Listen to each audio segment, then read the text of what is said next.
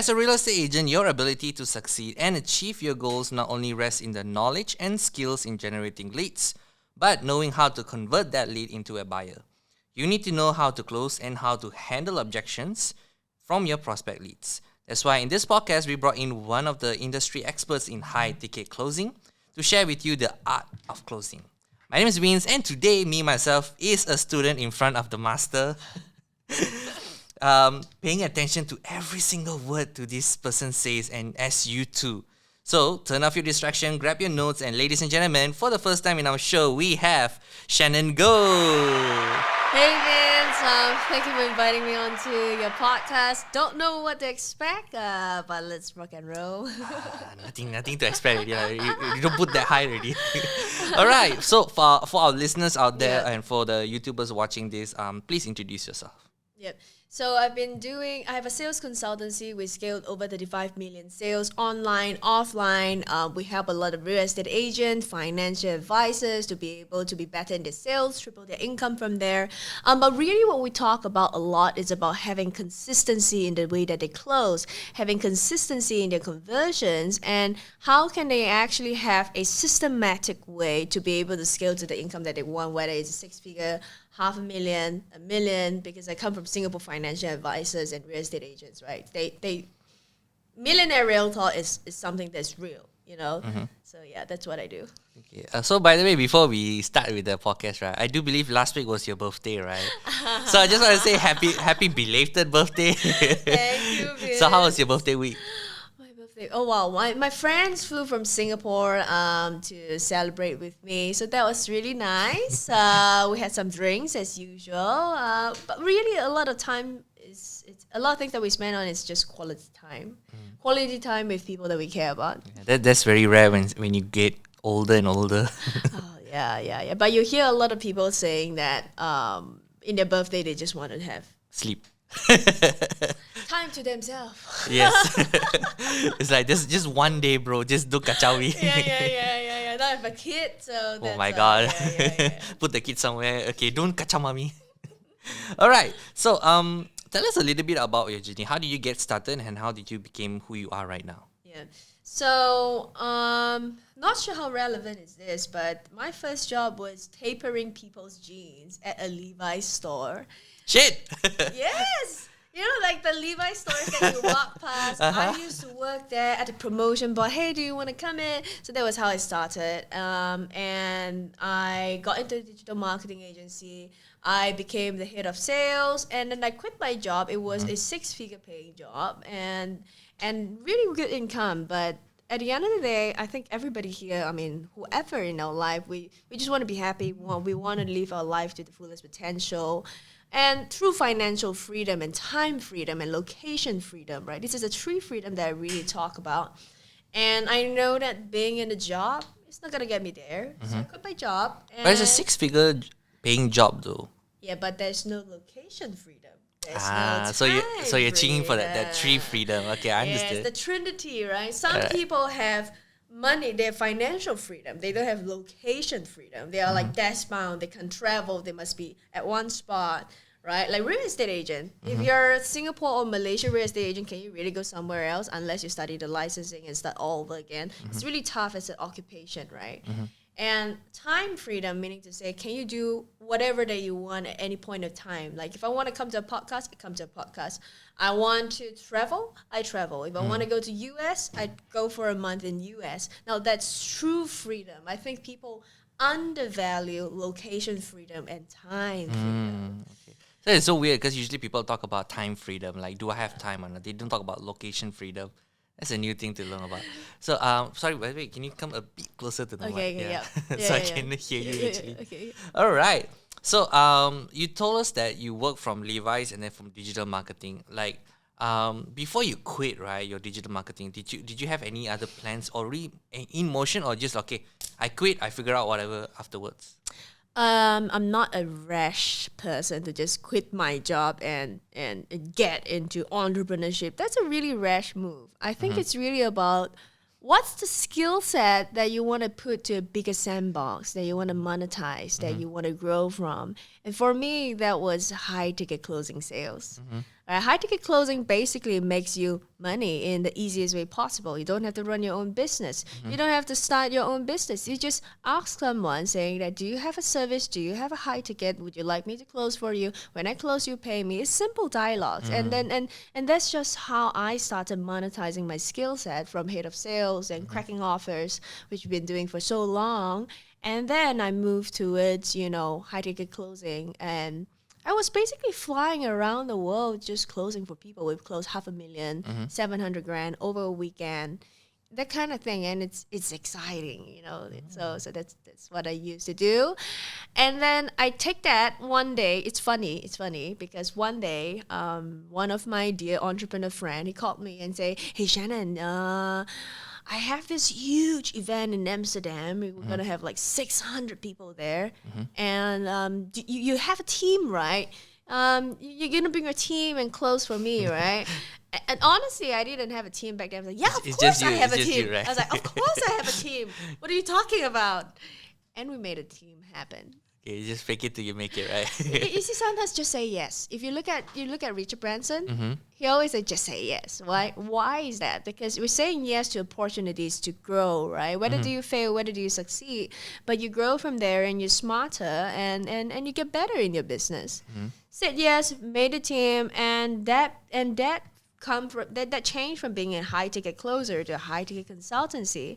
We started to scale people's offers, and then I realized that it was COVID, right? A lot of real estate agents and financial advisors were like, but also at the same time, you see like those small people popping up. It's like, hey, you join my course. I will teach you all this nonsense. So the truth is, I've been in the industry for about 9 over years. I work behind the scene. We make millions of dollars for people, like online, offline.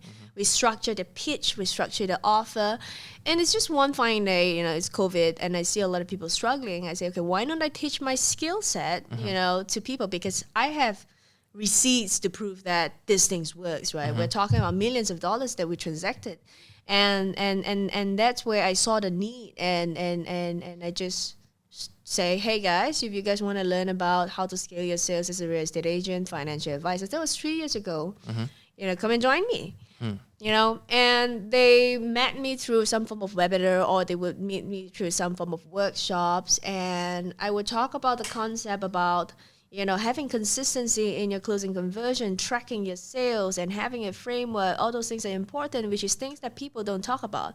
Like if you talk about persuasion, what do people talk about? Oh, you just objection handling. Yep. Rapport. like honestly, how can you practice that specifically in context to your real estate career? I don't know. All right. So what are the specific phrases that you need to say to change someone's mind, to increase their confidence in you, to have a commitment? I don't know. I just close, So I think that there's a lot of vagueness around how closing is done. And I'm really specific when I used to train my team. I'm still training my team. And I thought that people are going to benefit from what I do. And the truth is they did. And happy to do that. Okay. So earlier you said like you travel the world helping people close the deal, right? Yeah. But it's very different when it comes to Southeast Asia. Yeah. The local word is people are so conservative and kiamsap. It's like, sure, no, I want to pay or not. So how is it so different from closing overseas like the other countries compared to Southeast Asian countries? I think first of all, sometimes it's the limiting belief that people put themselves in. That's the first things that I always like to bring out. You are as big as you want to grow. But specifically talking about closing, I definitely see a lot of different closing style required to other international audience. Like you look at America, it's a lot about great ideas, big dreams, big vision, but when you ask them about the specific steps, they normally don't.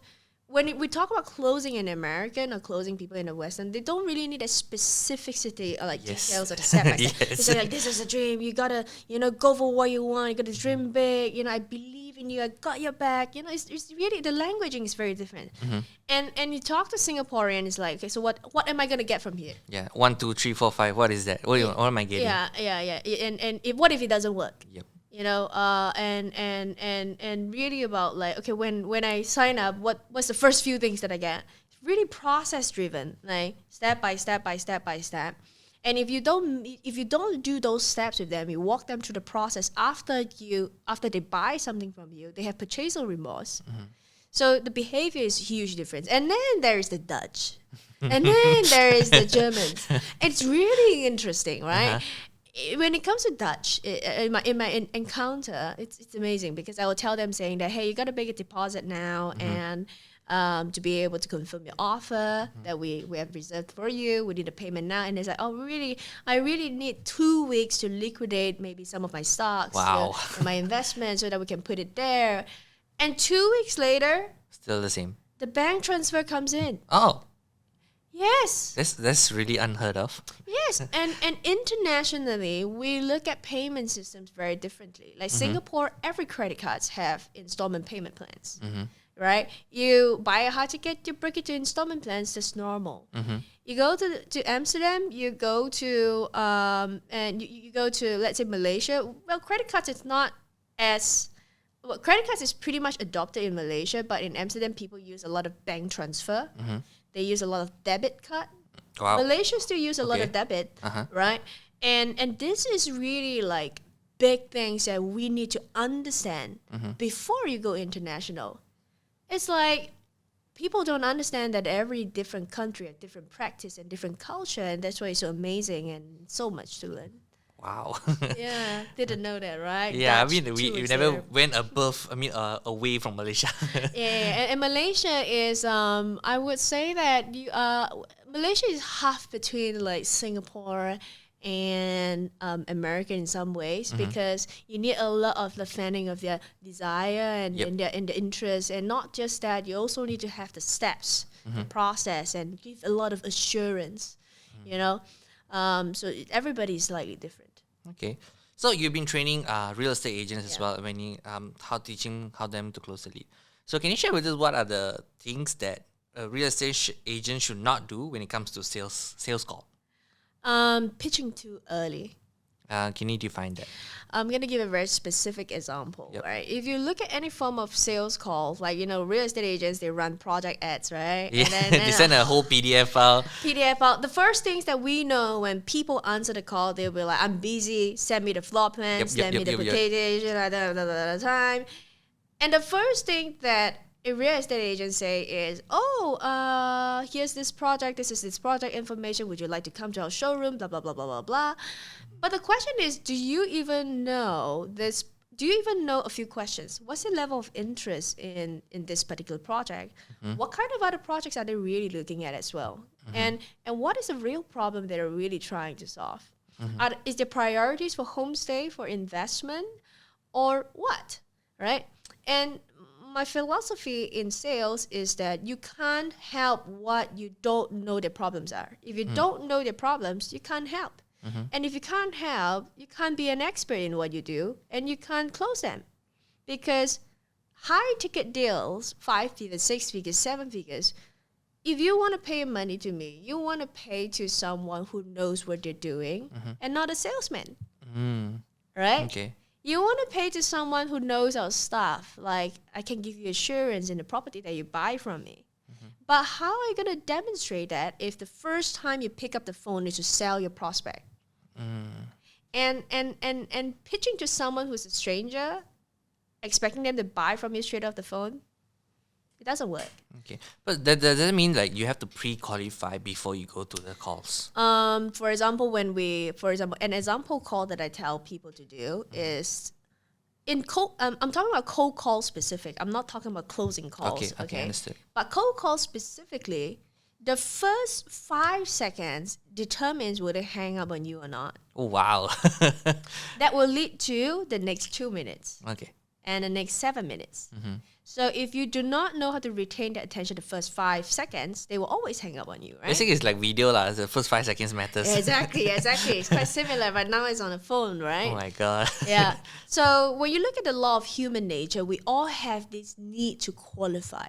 Yes. Right? Like I want to be good in something. I want to fit in, So using that human nature, I always teach, my mentees. I tell them saying that you pick up the phone, the first thing you say is that, hey, Hey, this is Shannon. I saw that you have dropped in your details for this specific project, but here's the thing. I'm not sure if this project is a right fit for you. I'm just going to ask you a couple of questions to see if you're a right fit. There you go, guys. Your script ready. Right. And the first time that you hear that, it's like, oh, okay. So what do you need to ask me? Yep. So it stops someone's on track and think like, oh, okay. So what do you want to ask? Now you earn your next 2 minutes. And once you earn the next 2 minutes, now then the next thing is about how can you build a form of deep trust and rapport in that 2 minute, make that creates an impression that, wow, this person is really good at what they do. But which is not to pitch. Because the people who knows well about what we can do, we only work with the people that we can help. Because we know that we don't want to talk to the people that we can't help because we're wasting our time. Yes, and energy and money as well. Exactly. So if you know the psychology of the winners and the really successful closers, you got to be that, right? And that means not pitching too early. It's about understanding their problems and sharing to them, like wowing them. How can you wow someone in the first 2 minutes? 2 minutes of conversation, for example. Did you know what's really happening in the property market right now in Malaysia? They'd be like, no, I don't know. Let me tell you. And they'd be like, wow, I didn't know. Well, and then you ask another question, and then they're like, I don't know. Now let me tell you again. So You're putting yourself as an industry expert before they determine whoever you are. it's all about value giving, right? A lot of the leadership principle that I talk about is also give is get. What you give, you're going to get. If you give nothing to someone, you're going to get nothing. That's actually true. People just expect, I need it because I deserve it. But you don't give anything back. Yeah. So give is get. The more you give, you always get it. And I'm not talking about, and I talk about it in my videos and my Instagrams and all that. It's not about giving gifts. It's not about giving money. It's about giving attention, giving solution, giving value, giving affirmation. There's many things that you can give to people and give favors. Going out of the way for someone, bringing someone out for a meal, calling them out of the blue and say, hey, I thought about you. How's your property portfolio? Would you like me to do a review? Times are changing. Do you want to downgrade, upgrade? I can take a look for you. Now you gain a lot of deep trust from people from those things. The keyword is trust, guys. Yeah. And it's just like curious, like when you say the more you give, the more you receive, right? That's one of my mentors actually told me about this.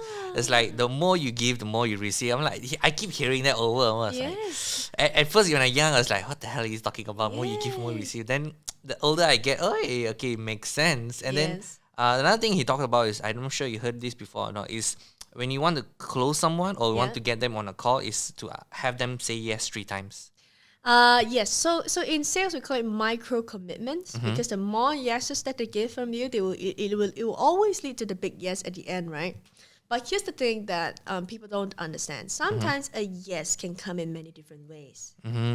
Tell me more is a yes. Okay. I agree with you is a yes. A yes is a yes. That's so weird. I only thought, okay, you have to be a yes. Yes. So the yes is in many different reiterations. Just like it's a little bit of sidetrack in a relationship. You guys have a huge argument, right? And both of us are waiting for someone to say I'm sorry. But sometimes people say I'm sorry in different ways, right? Give like, food. like, hey, would you want to get dinner? Yeah. Or, oh, well, how's your day? Now, that's a gesture of sorry. Okay. Like really extending that olive branch, but that's a sidetrack a little bit. But it's about how you see the signals. No, that's a good metaphor actually. See, guys, I'm actually learning new stuff here. As I told you, I'm a student here in front of a master. All right. So the next thing I want to ask you is, how do you deal with rejections? Okay, let's say I'm an agent and you're the client. Be like, hey, do you want to close your property? No, wait, I need to ask my wife. I need to ask my uncle. I need to ask my dead grandmother in the burial ground. How do you handle that rejections? I think the first thing is to see rejection as a progression. There's no clients that comes to you that will not give you any objection unless they already know what they are. They're really clear about what they want. They go into the shop, they buy something, they leave, right? But you're talking about big investments.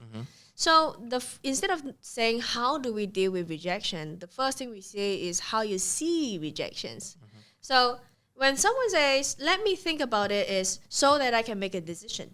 When someone says, I want to discuss with my partner, is so that I can make a decision. When I say, let me look at my finances, it's so that I can make a decision. So all these things to me is not a rejection.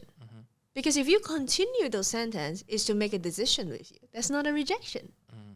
So most people say, I want to think about it, is a rejection. It's not a rejection.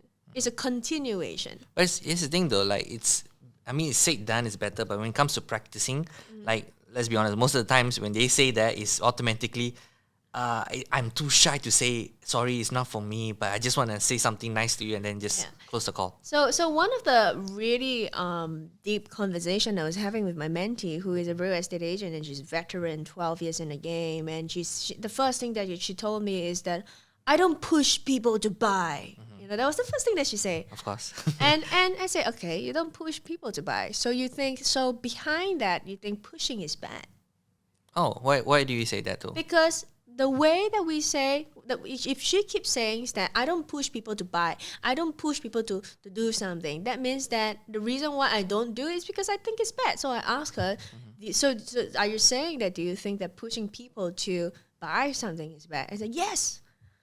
And then I say, okay, so if I know how to push you in the right way and I respect your boundaries, right? I respect your boundaries. I give you your space and I show you the solutions in a way that you enjoy the conversation and you come to a realization for yourself. Isn't it a form of pushing as well?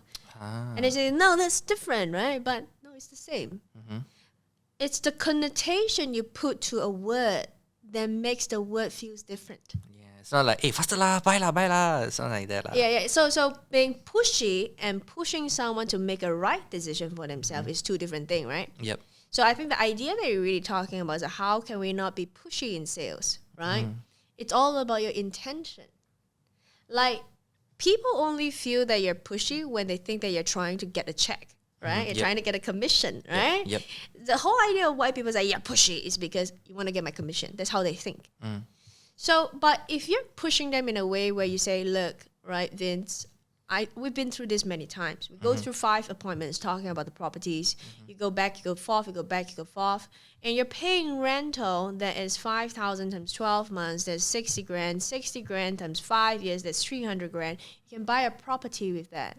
The more that you keep spending on your rental, you're just clocking in expenses that's not building on an asset, and your net worth stays the same, right? Low, and you're splitting money. You gotta make a decision to invest in a property if you are staying in any kind of home. And I'm telling you this because I care for you. I've seen many, clients who say the exact same thing as you. A few years later, they come back to me, they regret it because they feel that I've spent $500,000 on rental and I can't take it anymore. I just want to stop buying a property. But what if you do it now rather than 3 years later after you go back and forth, back and forth, back and forth? So let's do it. Now, that's a form of pushing. But that's persuasive. That's so weird. I didn't feel like, oh, she's trying to close a deal. I feel like she's caring about me, and then it's like, okay, let's go. I don't even own a property, but okay, let's go. And that's the intention. So my intention in what I said was, I don't want you to make a mistake.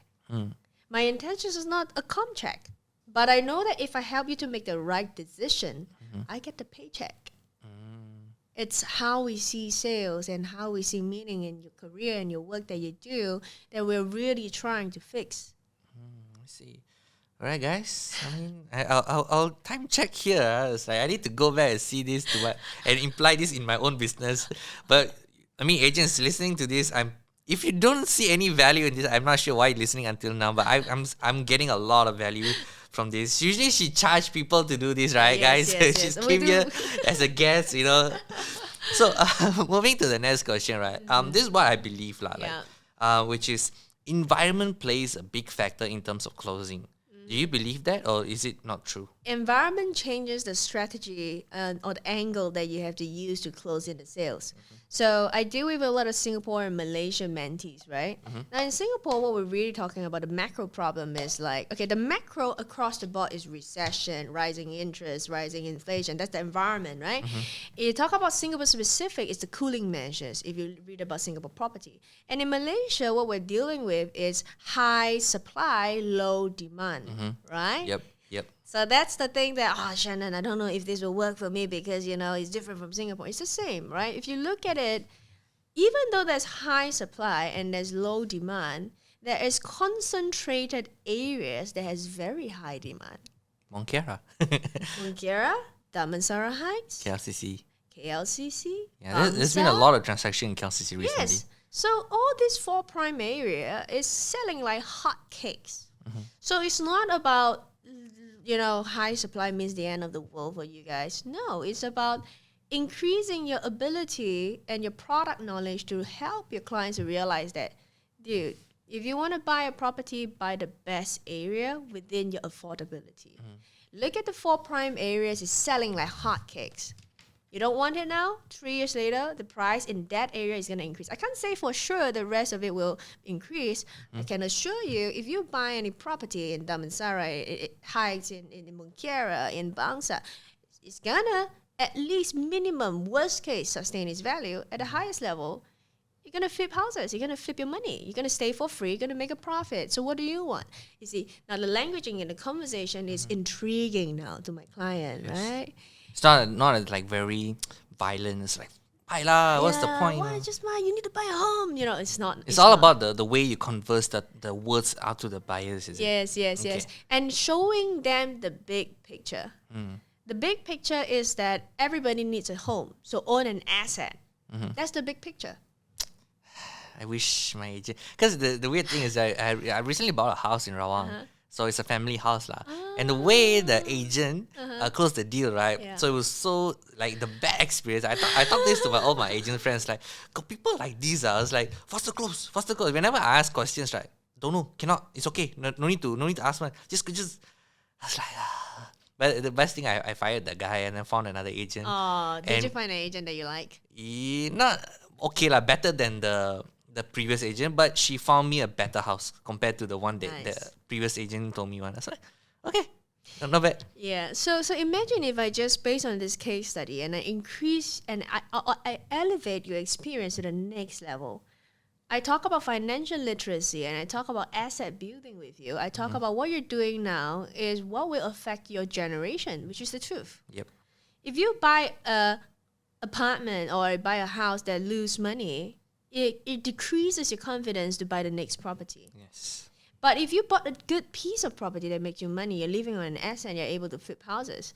And the next 5, 10, another 20 years, a lot of confidence will allow you to say, I want to do more. I want to do more in real estate. And then 10 years down the road, 20 years down the road, you become a landlord. Yes. Right. And everybody wants that big dream. But when faced with investment, we become scared, right? Yeah, because it's a huge commitment.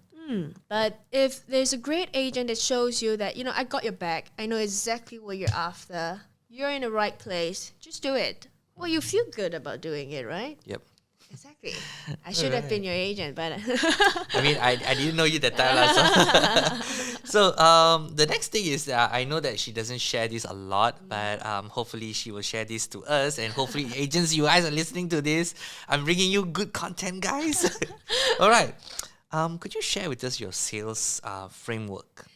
The funny thing is that I actually don't hide my sales framework. Like how a lot of educators out there, they're like, yeah, that's the thing. Oh, you have to upsell a bit. 9,999. You have to get this. 10,000 and you get to understand the framework. But really what we do is that the first thing I tell people is, even if I give you the framework, you need to do your hard work to learn this and change your old habits.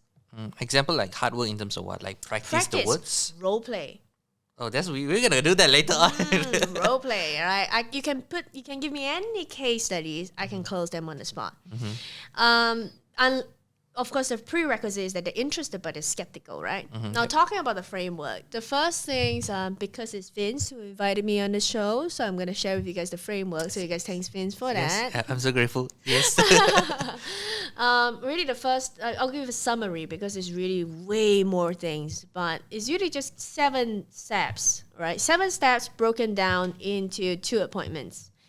Every agent need to first understand that nobody's going to pass you a check the first time that I meet you to buy a property on the spot. Of course. Right. But why is it that people always pitch on the first meeting thinking that they're going to get a property on the get a check on the spot? So we're thinking this way and we're doing the wrong thing. So if you understand that the sales psychology that we need to walk people through is, first of all, I need to trust you. No, first of all, I need to like you. Second of all, I need to trust you because you know my problems. And then I agree to work with you. I shop with you, and then you close me. So that's the sequence. Pitching too early, meaning to say there's this 4 process that you want people through, and you're skipping those process. I'm pitching now, but the person is not primed. But the person is not ready. The person don't trust you, don't like you. So the deal is gone. So the framework that I talk about is a 7-step closing without selling framework. I repackage it in many different ways for people to understand, but it's really just 7 steps. Step number 1, you got to frame the conversation all the time. If you start any conversation, every conversation should be a productive conversation. By the end, there should be some form of decision. It's not a decision to buy. It's a decision to choose you. Or is a decision, is a decision to work with you? Is a decision to want to buy a property but not sure what to buy yet? This is a decision. So as a deal closer, we're really facilitating decision for our clients, right? Step number 1, frame, right? And how it sounds like is, hey, Vince, really nice seeing you. The purpose of the meeting today is a couple of things. Number 1, I want to know what you know about the property market, right? Assuming that you don't understand the property market that well, I'm going to share with you what's happening to bridge the gap. And I'm going to ask you a couple of questions about your needs. If I think that I can help you, think that we're a right fit, I'll tell you so. You make a choice if you want to choose me as your agent and work just with me. Now, straightforward, right? Yep. And it feels good, isn't it? Yeah, and it's a good thing that you actually addressed it before we actually start the conversation. Again, this is what I learned from my mentors as well, is that whenever you start a call even though we actually say, oh, this call is for to talk about this, but when it comes to the actual call, say, hey, before we get started, this call is just for us to talk about this thing, and let's get started on. This actually helps in terms of, okay, let my mind do one sync. Yep, and one of the powerful thing is to condition your clients to make a decision by the end. Because what I just said was by the end, if you like me, make a decision. But I just said it in a way that it sounds good, right? It's like, ooh, okay, this salesperson is smooth. I like working with that salesperson. So it doesn't matter if you're a salesperson. It doesn't matter if people see you as a closer, because that doesn't impact your sales. It's about how you make people feel comfortable with your approach. That is the one most important thing. After we frame, we really talk about how can you amplify how can you first identify the problems that you can help them? Because it's give is get, right? If you can help them to solve their problems in any different way, I want to work with you. So the formula is simple. Try to find a problem, and it's more complex when you're trying to find a problem, because this is where, agent says that, oh, the conversations goes everywhere, blah, blah, blah, blah. And in Jordan Belfort context, they say straight line persuasion, right? Point A to point B, conversations go everywhere, but it stays on track. The philosophy is the same. So assuming that I want to find out your problem, I say, hey, Vince, what motivated you to want to come down and, talk to me and want to invest in a property now? So you see, every single thing that comes out of my mouth is related to a close. Do I say, how's your dinner? How's your family? Or how's your rental? I don't care, because that doesn't help me to identify what problems you need me to help you with. Understood. And a great closer, we are able to eliminate what we call brain farts. Yes. We're able to eliminate brain farts. We're able to eliminate any redundant sentences that we see zero value in helping our client to make a decision. So we go through a couple of questions that help to uncover the pain point. What motivated you? What is the house that you're moving? What is your priorities? Are you looking to move in? Are you looking for investment purposes? What is your ideal scenario after you bought a property, right? So why is it that it took you so long to think about that? Now I'm going into the pain, right? Because the person will tell me saying that I've been paying rental, I'm not sure what to buy, agents are not good, I don't want to be sold to a property that I don't like, yada, yada, yada. They have a lot of trauma that they carry with them, and they have a lot of negative perspectives about a salesperson that they carry with them, right? And we tell them stories. So, of course, with my mentee, we talk about the art of storytelling. We talk about the art of negotiation. We talk a lot about many different skills that we stack them on. But really, when it comes to that, it's about telling them the truth. We say that you're spending on rental, you're not buying a house, your net worth is not increasing, your asset is not increasing. Everything that you're doing is spending and being stuck in a rat race. You don't want to do that.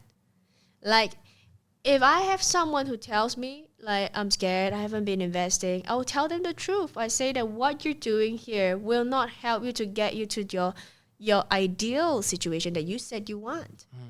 So I said, if you don't buy a property now, then what's your backup plan? Continue renting? Compounding the cost? Compounding the expenses? Is that really what you want? Well, not really. And then I bring in a case study. I say that, okay, one of my clients, this is what I did with them. We bought a house at, let's say, for example, 7 million, and it's a house at an undervalued valuation. We did a huge renovation, and we spent 3 million on the renovation. In the end, we spent about 9 million. But guess what? This 9 million house in the future, 4 or 5 years, is going to worth 14 million. Yeah, but does that help if like people don't have case studies? If people don't have case studies, we can always use stats. We can always use other people's case studies, but we don't need to say this is my case. Yeah, okay, We understood. can say that with my team, we have worked with a lot of different clients. And one of the clients that our team has worked on is blah, blah, blah. Okay, understood. So one of the things I also tell closers is to never lie, because closing is about authenticity. Like, I would have a very different style in the way I speak, and you're going to have a very different style in the way that you approach sales. But ultimately, it all comes down to the same thing: framing, understanding their pain point, and letting them realizing that, getting them to face the truth, right? The truth is you need to buy a property. The moment that they realize that I need to do something, they'll do it. It's a pain. And then how can we amplify the desire? How can we build up the desire? The desire is not just like, it's not lying to them saying, oh, you buy this property, you should make money. You know, it's not like that. It's really about, now we have some analysis, we backed it up with some stats, right? And around the area, the prime location, this is what it's worth for each of this property. If you can leverage on loans, you can increase your budget, buy yourself a good piece of property. You're going to be in a very good space, 3-4 years from now. Your active income is able to cover that. You're fine, you're good, right? So, and then we ask them questions again. Imagine, let's say, for example, you're my prospect, and I say that, so Vince, ideally after you buy a property, what is the kind of results that you hope to get from buying a property? So for example, some of my clients, they want ROI, they want to flip to a bigger, they want to upgrade their home in the future. Some of them, they want to downgrade in the future and use that as retirement fund, depending on the stage of life. What do you want? And you just like keep quiet, right, until they start. Yes. It's the power of asking the right questions to understand what they really want. And our job is to help them to achieve that. Okay. So let me ask you a question. What if after that whole appointments, like 2 appointments, after you ask many questions, they still say, hey, I'm not sure. Do you, as you say, like, do you push them, or do you just, let them go? They're not there yet. When they say, so here's the logic that I always tell people. If you have gone through the steps of number 1, you know you have a problem. Yes. You know you have a need. Number 2, you really want to do it. Then by the time of closing, it's just fear. Yep. And fear is irrational. Yes. All right. So is if you're going to let someone's fear affect your closing all the time, you'll never close well, right? So I talk about what helps people to overcome their irrational fear and rational fear. Irrational fear is the fear of the uncertainty. The Yes. what if this, what if that, what if this, what if that. Really, people just need a lot of assurance saying that, hey, Vince, you know what? I got your back. I know this is a big move. We got the stats ready. The numbers looks right. Your financial capabilities are able to cover all these things. You are in safe hands. And then I tell a moving story about my client that is relatable to you. Move them across the line. So if they say, but it's really a big move, maybe I need to think about it. I say, we have already thought about it. When you first came to me, you say you're paying rental, blah, blah, blah, blah, blah. And I just summarize the things that he's told me. And then I say that, now this is the time. You got to make that jump. If you're not going to make that jump, a few months later, you say, I don't want to buy a property anymore. You wait another year. And then you repeat the cycle again. Yep. Second year, third year, fourth year. So basically, you're showing them what will happen if you don't. The ultimate cost. Yep. Okay. The ultimate cost. I think every single thing that we do and we spend our time on, it has an ultimate cost. Like the butterfly effect, right? If I spend time with you on a podcast, I lost time with my baby, Yes. right? And does it mean that it's bad? No, it's just an exchange. When we win something, we lose something. It's balance. when we tell them the decisions that they make has an ultimate cost. So we weigh the cost and the ROI of sitting there and doing nothing. Okay, not bad. Okay, I'm really gaining a lot of like knowledge from you in terms of like closing and whole structuring fail. Here's another question. This me personally that I feel as though is struggling for me, which I think that most real estate agents are struggling as well. How do you follow up with past leads? Do we just give up on them or just like try something? I mean, at the end of the day, for anybody who's listening to this, you gotta at some point during my workshops. Otherwise, you gotta keep doing things wrongly. But Link will be in the description below. yeah, but we do it in specific timings. Don't think we have any open now until next year. We're pretty full from now. So you guys high demand. Yeah, of course. Good stuff are hard to get. Yeah. But anyway, going back to this, right? When it comes to following up with past leads, most people attack their leads in terms of like, hey, any updates? Hey, how are you? Hey, want to catch up? Everybody know you're selling something, right? Yep. And and when we talk about sales, it's about control. It's about how can you strategize to create control? How can you strategize for someone to come to you instead of you going to them?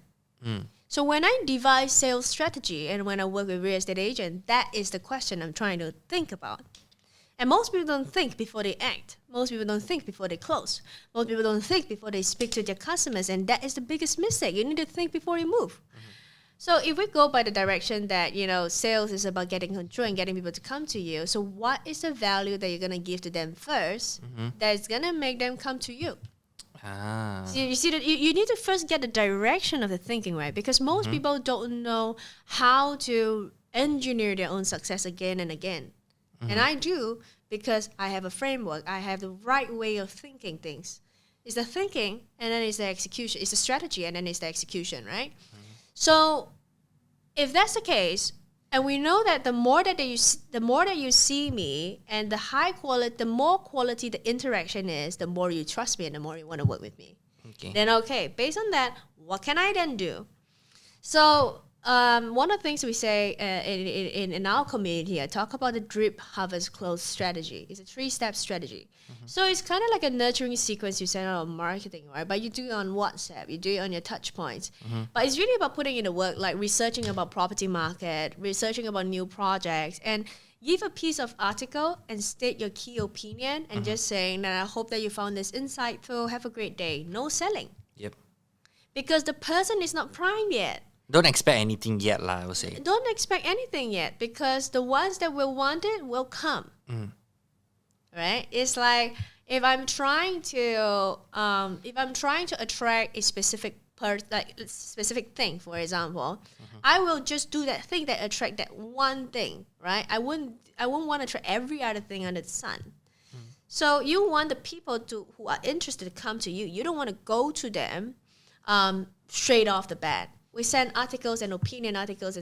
Maybe let's say, for example, you're my prospect. First day of my nurturing, right? Say, hey Vince, I've been reading about the property market. I know that you've been looking at property before. This is really insightful article. You gotta watch it. My key opinion is this, blah, blah, blah, blah, blah. I hope you find this insightful. Have a great day ahead. You wouldn't be feeling bad about it. You wouldn't want to block me, right? I'll be like, hey, curious, okay, let me check it out. Okay, cool, right? It's more like, oh, cool, okay, let me read up. And then I do it on the 3rd day. And okay, this person is having some consistency. Then this person is not selling me, right? And then the 5th day, and then the 8th day, and then the 14th day. And then after that, then I say, hey Vince, how are you really? Like the last, and the person is like, oh, things are doing well, blah, blah, blah, blah, blah. And then I pick up the phone and I call. Do you expect like them to reply you after like the 1, 2, 3 days? Yes, some people will. They'll be like, hey, thanks, bro. Or they will say things that like, I don't have time to read it. They will give any form of reply, but you don't have to reply. Okay, understand. Because your job is to look busy. Yep. Okay. I mean, actually, you will be busy if you're sending all the stuff. If you're not busy, you gotta look busy as well. People don't want to talk to people that's always available, because human nature, we want what we can't have. Yes. Right? So human nature will never change. Don't fight the nature. Leverage on the nature of people. Okay. Right? Yeah. So I want to ask you, Does branding really affects in terms of having the advantage in terms of closing? So what is branding to you? Like having a brand awareness or market authority in their whatever niche they are in. We all start Like a- somewhere, right? Yep. When yes, branding and positioning helps you in your business? Yes.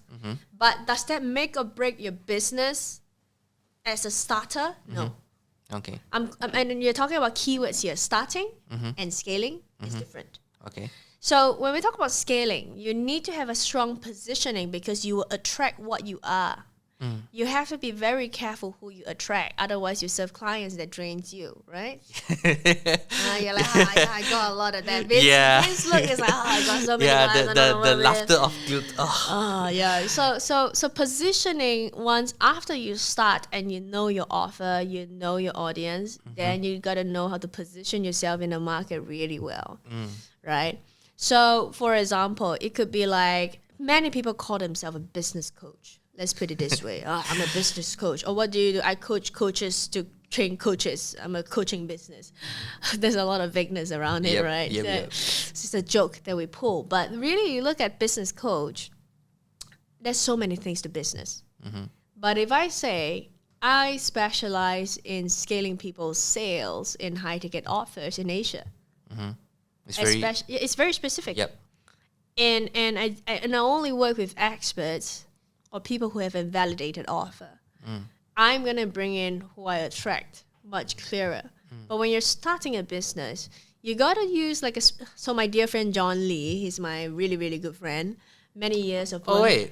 Oh, okay. I know John Lee. yeah. He's my dear partner. We worked on many different projects for many years. He's a dear friend of mine. So we have this. He has this thing that he says it's a spaghetti theory, right? What's a spaghetti theory? You have a bunch of cooked spaghetti and you throw it on a wall and you see what sticks. That's starting a business. Okay. Because you're starting a business, you don't know what's your positioning, you don't know what's your offer, you don't know what's your price point. You're really trying to test things out, and you gotta be okay with failures. You gotta be okay with success, and the journey to figuring out and gaining clarity of what do you truly represent, and who do you attract, and who do you work well with. But once you pass that stage, positioning is important. Okay. Yeah. Hey there, guys. There's a very pause there. It's like to emphasize how important it is. Yeah, but you look at so real estate agents specifically, right? Real estate agents, everybody's a real estate agent. So what do you want to be known for? Is it in the sub-sale category? Is it in investment? Like people work with you because you spot great property that has good investment returns. And something below market value or something. Below market value, but sometimes below market value and it goes lower from there. Way below market. That's a Malaysia context because you're dealing with. I don't need to define this. I think everybody understand this. So you gotta be really careful with that messaging in Malaysia because everything is undervalued. It's just whether does it go lower or it go higher from there, right? Okay. So for me, I was a real estate agent and I'm working on real estate. I'll be in the sub-sale. I want to be in the sub-sale category, working with lenders, because we have strategies like. Once you're able to monopolize a specific area in terms of landed area, you're the king there, you're the queen there, right? Anybody who wants to buy a landed in that area, they have to go through you. Yeah, but that's the problem though. Like most agents, they don't think about it. Like Exactly. being niche or like specific to a certain location. Yeah. They feel as though they're losing a lot. And that's because they have not, unfortunately, the hard truth is because they have not done enough work to work on themselves. They have not done enough work to grow the skill set, to see bigger things, to understand what they're really selling, what do their audience needs, and what is the ultimate impact if you've done a brilliant job for your client. They don't see that. Okay. So we're gonna go to a role play. Role play, okay. But just want to see how good Shannon is, like if she wants to close me or not. Alright. But before that, there's only one last question I want to ask is Okay. that what are the traits you see in real estate agents that are doing negatively affecting their sales?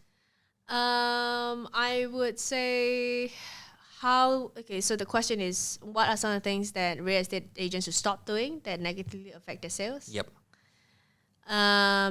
Stop doing the easy things that you're comfortable and start doing the hard things that work. For example, texting people on WhatsApp, it's not gonna freaking work, right? Yeah. Like, how do I know if I'm talking to someone trustworthy? Yeah. I can hear you. I can feel you. I can understand what your rationale when you recommend me something. Voice note is better than a text. And number two, it's so consuming on your time as well. It's text. That just means that you're very available. People don't want to work with people who are very available. Yes. Right. So I think the next things is I would say.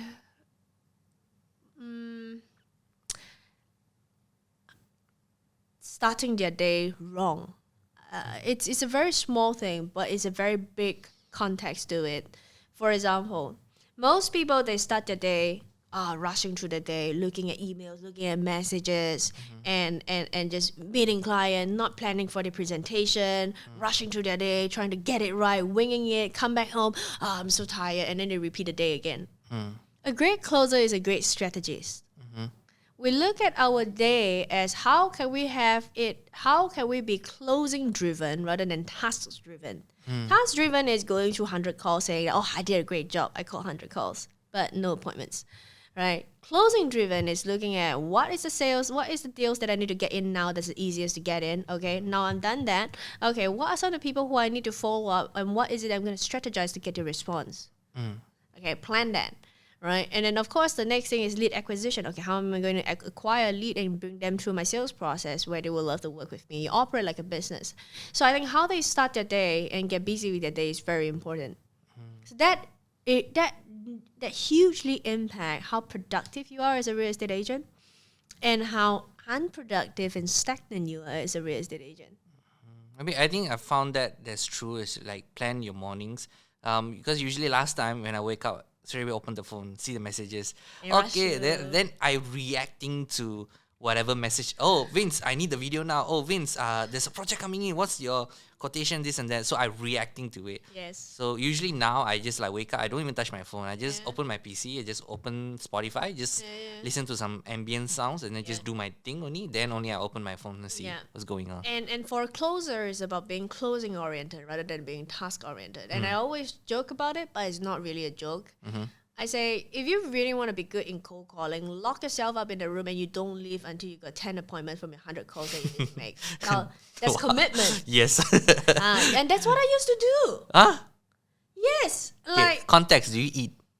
I do, right? Okay. I eat, I'm done with my breakfast, I go into the room, I don't, halfway 5-10 minutes, I go and get a coffee, come back, 5-10 minutes, I work on this follow-up that I have to do and tell myself, oh, it's a follow-up that I have to do. It's just excuses, right? You just be really focused. I come into the room, I do 100 calls. In the 100 calls, I will have at least 40% people who answer my calls. Out of the 40% of them who answers my calls, let's aim for 10 appointments. And if I can reach an 8, I had a okay day. If I reach a 10, it's a good day. If I reach a 12, I'm fantastic, I'm awesome. I leave the room with a specific result achieved. I'm productive in what I do. Okay, what if you got zeros? 0 appointments. If you got 0, it's okay. You look at the calls, what is it that you need to work on? Like when most people go through a call and not learning from the call. Yep, that's actually true. Yes. Right, reflection. If you've gone through all these calls and you got 0 appointments, you listen. And this is what I used to do. I listen to all my closing recording. Yeah, that actually helps. I started doing that myself. Like I'll take another phone just to record what I'm trying to say. Exactly. Yeah, if I say something like, sometimes in the moment you don't know what you're saying. And it kills your sales, right? Yes, yeah. And suddenly like talk. And hey, by the way, how's your family? It's just a wave. Yeah. So people have this need to relieve any tension or discomfort. Yes. If I keep quiet now. Very, very awkward. Like, Yeah, you see, you're compelled to talk. Yeah, Right? yeah. And that's why closers like us, we know we put people in a position where they have to talk, and that's how you get to know more about your prospect. All right, I'm gonna try this later on. All right. Okay, so we're going to the role play part of the podcast, so it's gonna be fun. Okay. I always seen this in other YouTube channel. I always wanted to try this. Okay. Sure. So first thing, positioning ourselves lah. So Give me a case study. Who are you? What's the I'm a context? first-time home buyer. First time home buyer. So I haven't bought any property yet. I'm looking at a property at Damansara. So we Okay. already met the first time, and met I've the first explained time. my whole details to you. Like, okay, I can afford this property, Okay. but I'm not sure is this the right one for my family.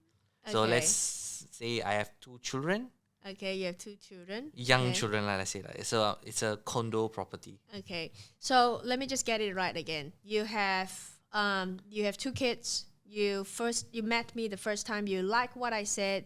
You even went property viewing with me. We are looking at currently one property, but you're not very sure this is the right one for you.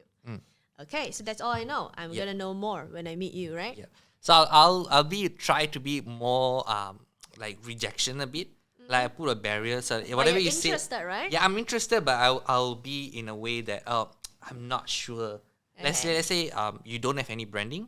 You have no Yeah. social presence. Maybe like photo 1 or 2, but just Yeah. putting it like a typical agent out there lah. Because most of them Yeah, they yeah, don't yeah, have yeah. anything. Even in the Instagram, they just post listings photos, which I feel is kind of waste of time lah. So Yeah.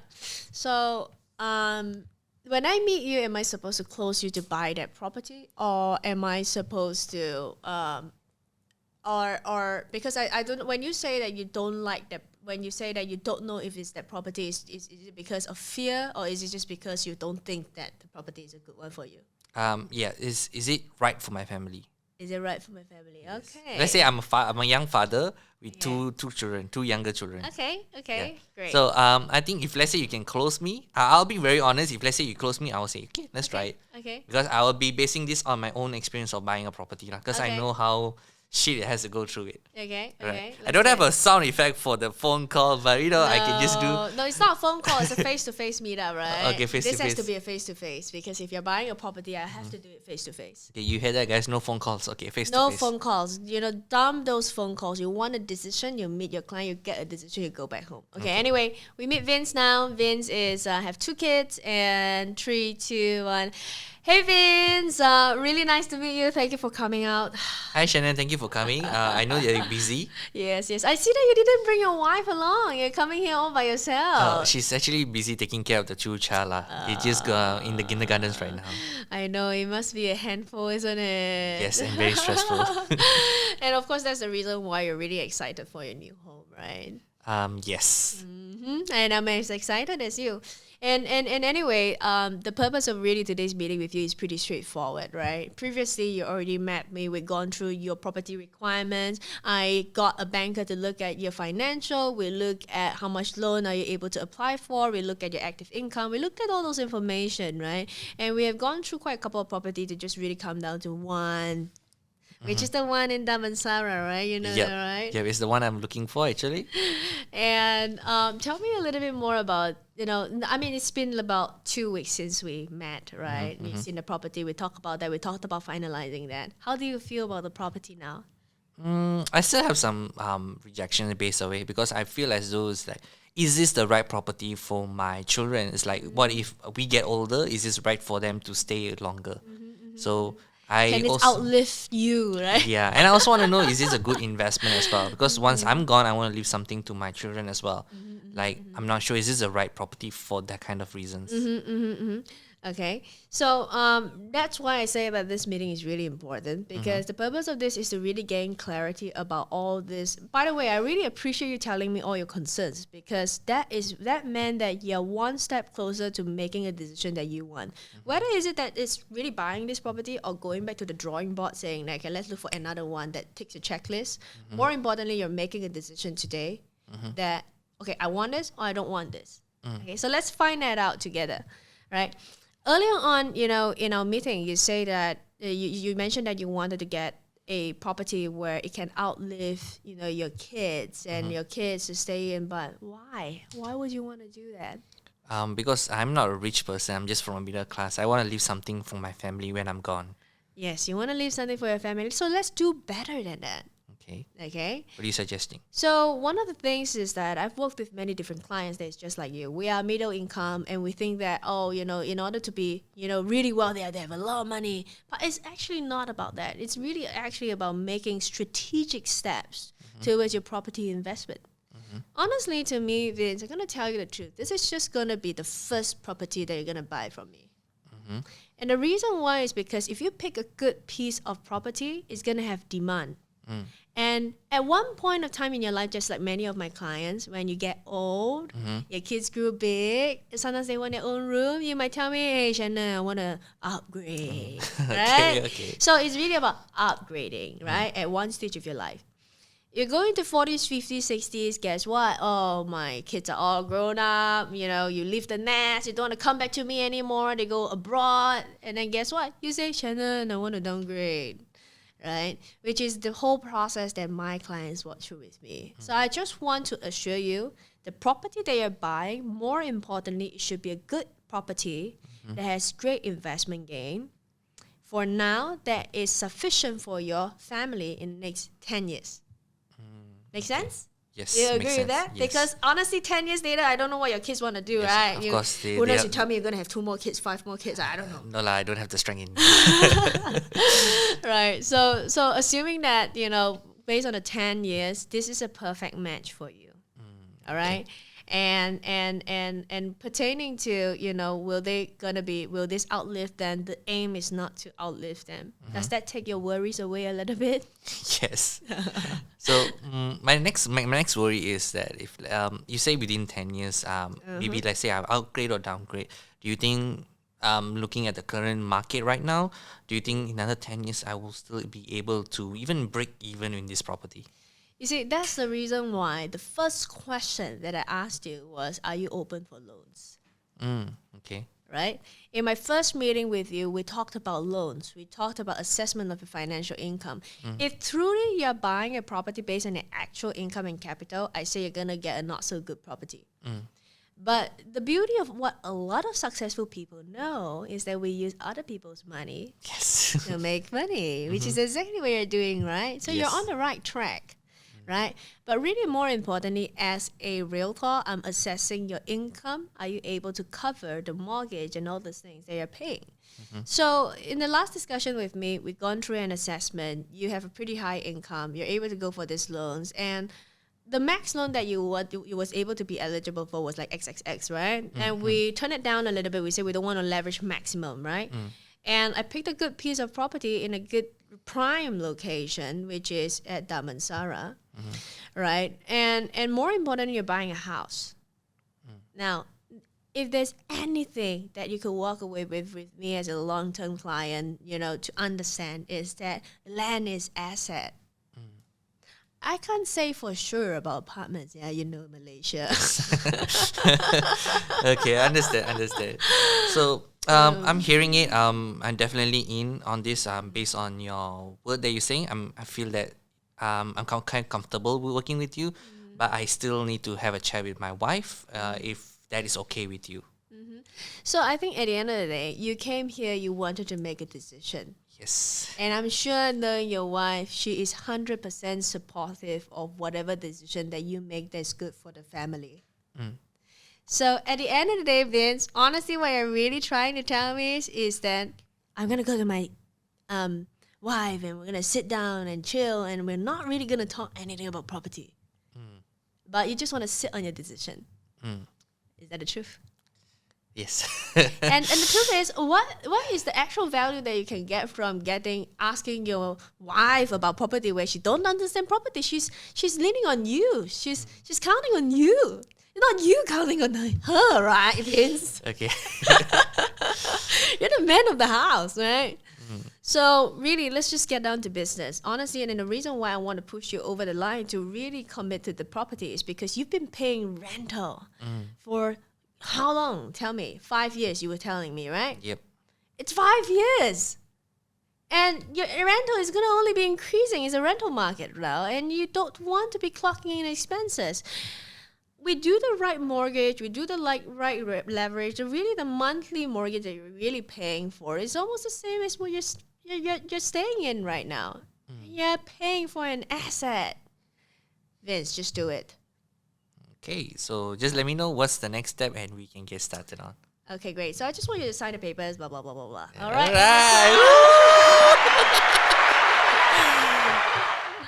Okay, that's one thing I want to point out is the part when you say, I'm not trying to push you. Because just now you say, man of the house. Okay, like, I'll just trying to position myself in that way, which is like, shit, what, are you calling me out? Yeah, of course I'm the man of the house. Exactly, right? and then you came back. It's like, hey, look, I'm not trying to push you in that way, but let's be honest. So it's okay. Shit. It's not. I'm not offended or anything. It's like, hey, not bad. Hey, another clap. All right. I think more importantly, it's been a pleasant conversation with me, right? Yes, it doesn't feel like you're trying to force me to buy. I'm helping you. Yes.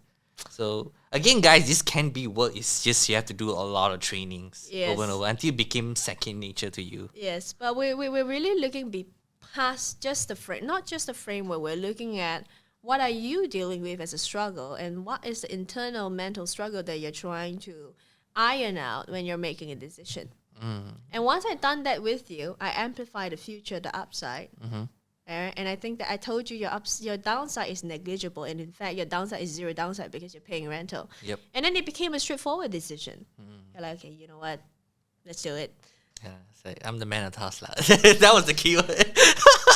Are you really gonna go to your wife and ask her for opinions? Yeah, I mean, let's be honest. Like, if me myself, based on my character, if I decide on something, I feel as this is a good idea, then I'll take responsibility. And your wife is not gonna change your mind. Yeah, Exactly. I'm that kind of person lah. Yeah. Unless if my wife really needed, she will be here. I wouldn't be like wasting my time. Yeah. Okay, cool. That was cool. All right, so we are coming to the end of the podcast. Yeah. Before we go, do you have any advice for real estate agents who's listening to this until these 1 hour? Man, God, if you're still listening, thank you for listening. I think first of all, sharpen your skill set and sharpen your knowledge in the market, because the successful people are not going to be 100% of the world, obviously. It's a top tier. Now, what does the top tier do? We hustle, we grow, we learn, we sharpen our skill set, and we implement, we take a lot of action, and we repeat it all again and again and again.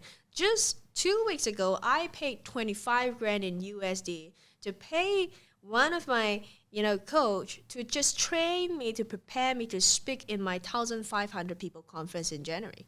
Wow. And the whole point is that at this stage, even though we have made so many millions of dollars for people, I'm learning, I'm investing, I'm paying people to leverage on their expertise to teach me something that I don't know. So if you think that you know it all as a real estate agent, you haven't known enough. Because that means that the game that you're playing is playing too small. You don't know what you don't know, lah, basically. Don't know what you don't know. By the way, speaking in front of a stage is freaking scary. I used to do that when I was like young, 21 years old, when I was teaching videos to agents. Yeah. Even if there's like 30 people, I was so scared. Especially when the part where they're quiet. Oh! And so it's a specific craft. Yeah, it's that's not for me, man. It's okay. We all love what we do. Most important is we love what we do. Yep. All right. So what's next for you after this? What's next for me is definitely we are scaling our high ticket closing agency in the back end. We are working with a lot more people on their offers. That's on the agency level. In terms of education side, I'm still speaking on stages. I'm still impacting people really to just talk about the right way to close. Because to me, sales has been a beautiful and magical thing for me. It changed my life. And I know that anybody who learns sales right is going to change your life, right? And it's really about changing people's lives, stepping on big stages and having fun. Not for me yet, not for me yet. Having Soon. fun, right? So the next stage is really scaling the education, speaking on stages, and scaling the high ticket closing agency, working with entrepreneurs. That's where I am right now, enjoying the game. All right. So guys, hope you guys enjoy the podcast, and definitely I will usually say hope you learn something, but definitely you actually learn something. I can guarantee this. So as always, guys, I will put the links for Shannon, all her Instagram. If you want to join her course as well, I'll put the link down below. Yeah. So hope you guys enjoy the video, and always, guys, go out there, discover, connect, and inspire. And I'll see you guys in the next video. Ciao.